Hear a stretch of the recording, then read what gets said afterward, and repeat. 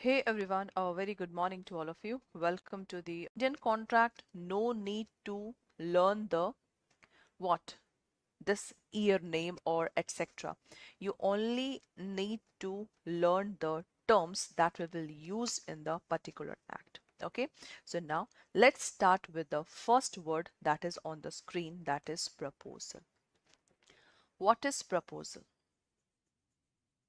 As you know that in the contract. Yeah, right now the contract will be start from the word offer, right? If one person is offering, suppose if Nisha ma'am is offering that I want to purchase this CIB new selection batch. So Nisha ma'am is offering and Adda is accepting. So offer in the second term we will call it proposal. So offer in the next term, we will call it the proposal. So offer is equal to proposal. So what is offer? When one person signify to another, it means in the offer there must be two persons. Suppose X and Y is two person. So one person signify to another his willingness to do and to abstain from doing. To do means positive act and abstain means not. Suppose I'm just giving you the example of to do, right? So example of to do, just like the example of CIB selection batch, you want to purchase it. So that is a positive act. And what is abstain? Abstain means I will not sell my black car, but I will sell my blue car. So not sell my black car, that is a negative term. So abstain means in legal term not to do. What is abstain? That is not to do. So this is the simple concept of the term abstain. So what is written? When one person signify to another his willingness to do and abstain from doing anything with a view to obtaining assent. What is assent? Assent means the when opposite party reply. So X want a reply from Y. So Y will give assent to that such act and abstent, that is called proposal. So this is the legal term. But you know the definition of proposal now, that what is offer. If Nikkita ma'am is offering, I just want to sell my this pencil. So that my language is simple, and in the paid class also I have just used that language, but this is the legal language. This is the definition of proposal that is written in the your Bare Act. Bare Act means where all the sections are written in the systematic way. So this is the exact definition of the term, that is proposal. That's it. So I think this definition is clear to all of you, that what is exact the proposal, isn't it? So I think no doubt in the term proposal. Okay, so in the simple language you can say when one person offer to another, that is called proposal. That's it. Okay guys, this is called proposal. Okay, so this is your particular word. Okay, proposal. That's it. So I think now this is clear to all of you that what is proposal. Okay, so you can just relate this language. That's why I always used to use a very simple language. Okay, so this is the simple language that is I used in the paid class. Okay, so I think this definition is clear to all of you. Next, after offer, the opposite party will accept it, right? Now, so in the B section, and no need to learn the section guys, no need to learn the section. In B, promise is written, accepted is written. So what is accepted? When the person to whom proposal is made, when the person to whom proposal is made signify his assent. Assent means opposite party will say, yes, I want to purchase your car. This is called when the proposal is given assent by the another person, that is called accepted. And what is promise? The promise is basically when proposal when proposal is accepted, that equal to promise. When proposal is accepted, guys, that is equal to promise. So this is the simple term of this one. That is clear? Yes, guys. Proposal plus acceptance is equal to promise. I think 3 terms we have done: proposal, acceptance, and that is the promise, right? So in the if you just remember the formula of contract, so offer plus acceptance is equal to promise. Promise in legal term we will call it promise. In legal term we just called it what? Promise. Agreement. In agreement, when the law will enforce, that is equal to what? Contract. So this is the formula that we have discussed in the Indian Contract Act. Is that okay? Right? Now, next one. What is promisor? That is so simple. Nikkita ma'am is offering to sell her car. So the person making the proposal is called promisor. The person accepting the proposal is called promisee. See, so Nikkita ma'am is the promisor and the opposite party is called promisee. Done? Okay, so this is promisor and promisee. So very important terms are there. Done, guys? Now, oh my God, what is this? This is consideration. And see the definition that is written in your act. This is the definition of consideration. When at the desire of the promise. First of all, see the definition, because what I have teach you, what is consideration? Consideration means what I have teach you, something for something. Something for something, that is called what? Consideration, right now. So consideration here means when at the desire of the promiser, promisee, or any other person has done and abstained. What is this? This is past consideration. Does and abstain. This is present. Okay. Does or abstain from doing and promises to do and abstain from doing. That is future. So consideration means in simple language something for something. If you purchase the batch is your consideration, and for Adda you have given the money. Money is the consideration for that one. So this is what consideration, that in contract each party required something for something. I will not give you anything in a free of cost. You have to pay me something for that one. You have to pay me something. So consideration is basically, that is something for something. That's it. Is that okay? Something for something, that is called consideration. Okay. X want to sell car to Y person.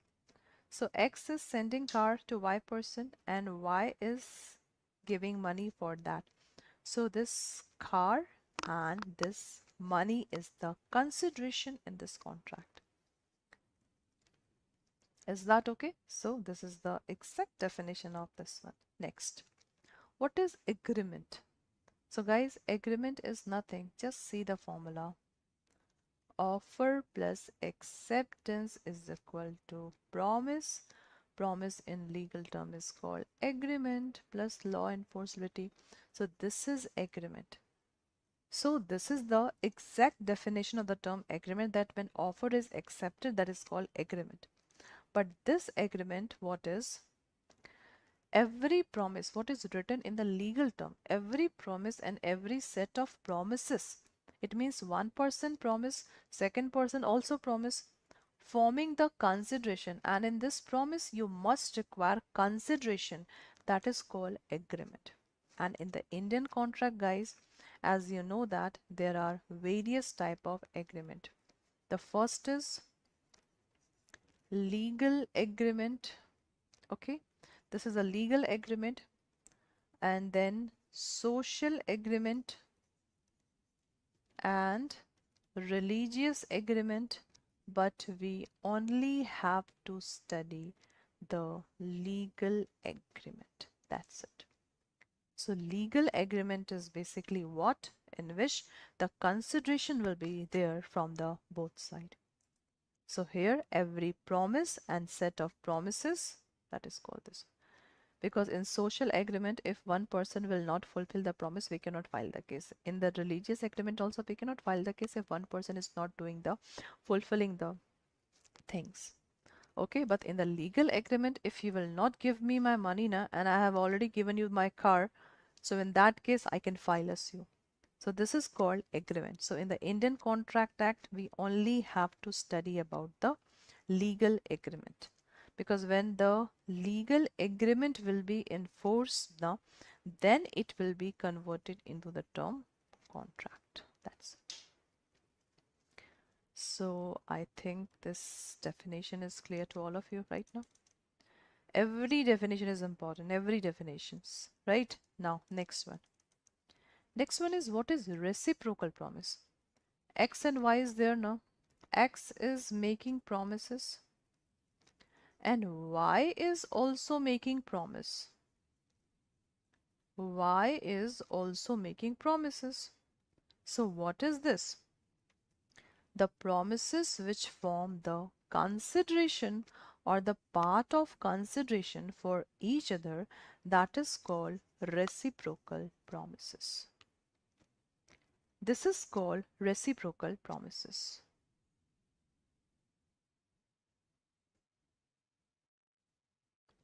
Is that okay? Reciprocal promise means the promises from both sides. That is called reciprocal promise. And guys, if you just not understand any legal term now, so please write down in the comment box, because regularly the session will be go on regularly. So please do not forget it. Right? This is called reciprocal promise. Next. What is this? This is void agreement. As you know that void agreement. So there are types of agreement. Void means what? That is null or zero. This is called void. So agreement, what is written? An agreement not enforceable by law is said to be void. An agreement not enforceable by law is said to be void. This is called void agreement. See? Null, void. I'm just giving you the one best example. Suppose if any minor is there. If any minor is there and that minor, okay, if make any contract. So first of all, the minor cannot make an agreement. If minor is doing an agreement, that agreement will, from the initial stage, that will be the void ab initio. So minor is the best example. Suppose an unsound mind is making any agreement. So that agreement is void ab initio. So that is the best example to understand. Is that okay? Done, guys? So this is your particular void agreement. Done? Next, what is contract? So I think this is the best example. An agreement enforceable by law, that is simply written, that is called what? Contract. So what I have told you, offer plus acceptance.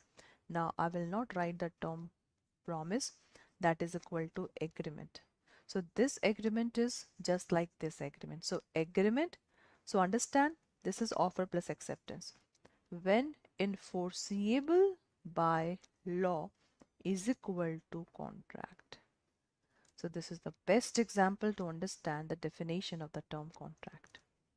Right, guys? Now, what is voidable contract? Voidable contract. C class. X and Y is there. X is doing fraud with y. X is saying that I have two bungalow, but actually X has only one bungalow, and X give a bungalow that's not belong to the Y person. So in that case, what will happen? X is doing fraud. So if X person is doing fraud, it means suppose Y by mistakenly sign the contract. He have given the 50 lakh rupees for that bungalow. But now when Y get to know that this is not the bungalow of X, so in that case, what will happen? Y have a right only to breach the contract. Y have a right to breach the contract because the fraud is done by X person. So Y is doing fraud. So Y X is doing fraud. X will not breach the contract, violate the contract, but Y will do. Because X have done fraud, that's why Y now just want to breach the contract. He will apply to the court, file the case to the court, and the court will now order X person to pay some compensation to the Y person and give 50 lakh rupees back to the Y person. So the contract in which only one party have right to breach the contract, this is called voidable contract. A very simple definition. So if any contract is done by fraud, if any contract is done by coercion, if any contract is done by undue influence, if any contract is done by misrepresentation, so in all the four cases, the contract will be breached by only one party. That's it. And this is the last definition, guys. What is void contract? Right now we have done with the void agreement. So agreement always come before contract. So we know that void agreement is always void ab initio, the contract done by minor and this one unsound person, etc. But void contract means agreement is done, but it will be breach. A best example I'm giving you. I have just demand 100 kg of potato from a shopkeeper. When shopkeeper was sending that potato, and I have already given the advance for that potato. When the shopkeeper was sending that potato through the truck now, earthquake come and the truck just fell into the river. Now this 100 kg of potato sunk in the river. So now this contract is possible. The contract is possible. The answer is no. So the void contract is basically that in initial stage it is valid, but later on it is what? It is valid and later on this is void. This is called voidable contract. If you really want to crack this exam, especially of BRBL subject in a single and a first attempt now, so please follow. From today also, if you follow my rules now, you will definitely crack your exam. The first is, please focus on paid batch content. Focus on paid batch content. This is very important. Do not forget to revise this content because 90% students do not revise the content. So there is a no use if you do not revise the content. Third one is, after that, whatever questions I am giving you in the live session, please do that question. Please do that question. Mock paper is available, so kindly do the mock paper. After that, do not skip your YT session. So if you follow these things now, definitely you will crack your exam. So that's why, guys, this module, why I always start any paid batch or in the YT session also from the module D, because module D and module C, that is a very important from the examination point of view. So now see, module D, Indian Partnership Act. Before starting this act, I would like to say you that Indian contract that was of 1872, two act has been removed from this act. Indian Partnership Act and your SOGA Act 1930. So these two acts removed from the Indian Contract Act. Why? Because the cases of partnership, the cases of sales of good act, so many things are, coming in front of the court. So that's why they have just removed these two acts from the Indian Contract Act. Okay. Now, in Indian Partnership Act, what exactly this is? What is act of a firm? Act of a firm. Now see, before starting this concept, suppose partner 1, partner 2, partner 3. 3 partners are there in the partnership firm, right? 3 partners are there in the partnership firm. So what, suppose if P2 is doing business with this company.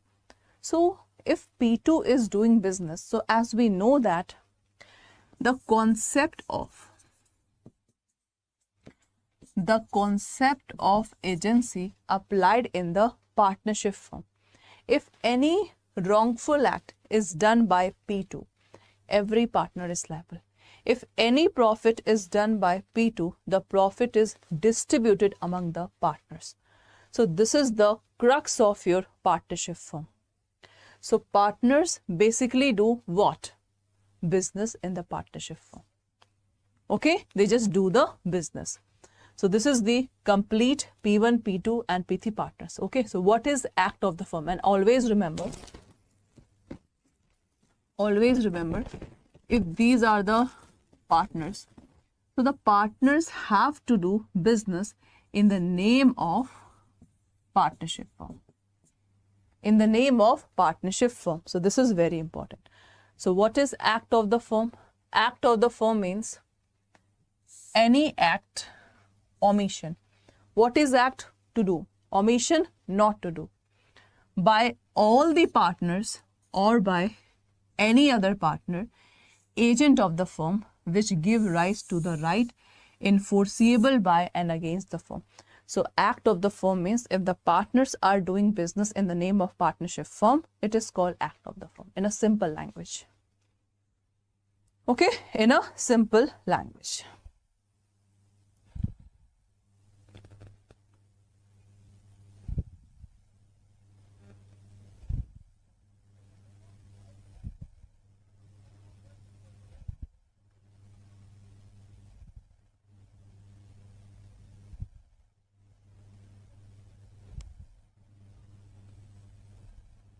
Done class, this is called act of the firm.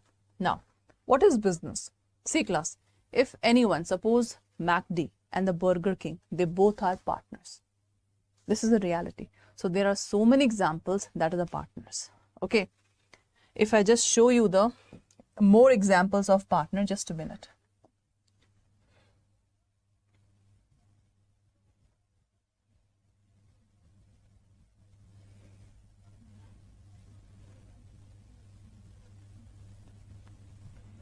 Examples of partnership. You can see this is the examples of partnership. See, let me show you the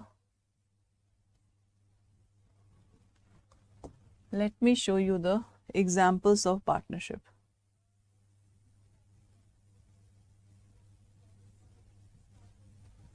See, these are the examples of partners. They are partners. GoPro and Red Bull. It's BMW and Louis Vuitton, Uber and Spotify, Apple and MasterCard. So these are the Nike and Apple. So these are the examples of partnership. Okay. Now, so what is business? In every partnership firm class, they have to do the business. So business include every trade. Okay. It includes every trade, occupation and profession. This is called business. This is called class as a business. See,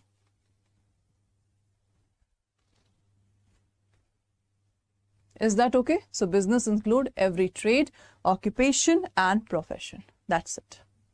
Done? Now, what is registrar? So before going through the definition of registrar, we know that if we talk about the registration, right? So in registration, it is optional. It is optional for the partnership firm whether to register or not register.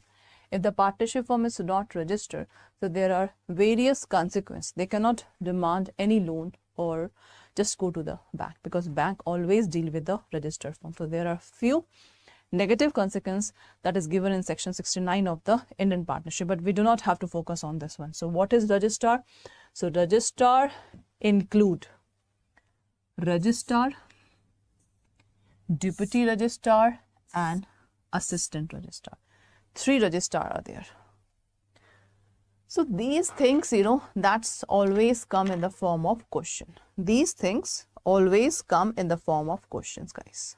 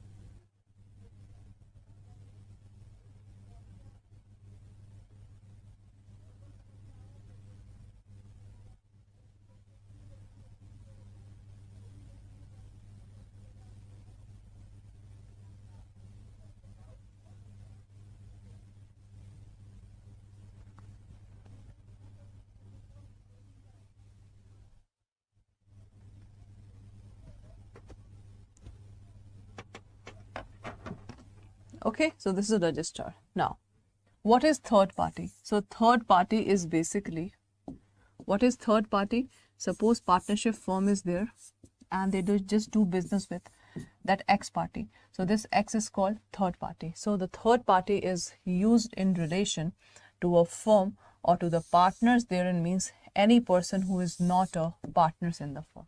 That's it. So that third party is not the partner. Got it? Third party is not the partner. Now, what is partnership? This is very important definition. The question can be come in the form of that question. In this one, 3 definitions are there. No, 4 definitions. The first is what is partnership. The first is, guys, what is partnership. Second, what are partners, what is firm, and what is firm name. So there are 4 definitions that we have to study. So what is partnership? So partnership is the relation between person who have agreed to share the profit of a business carried on by all or any of them acting for all. This is called partnership definition. In this definition, loss is not written. But it doesn't mean for loss, the partners are not liable. They are liable. Okay. What is partners? Person who have entered into the partnership with one another, that is called partners. What is firm? The partners collectively, that is called partnership firm. This is very important. The partners collectively, that is called partnership firm. And firm name, the name under which their business is carried, this is called firm name. That's it.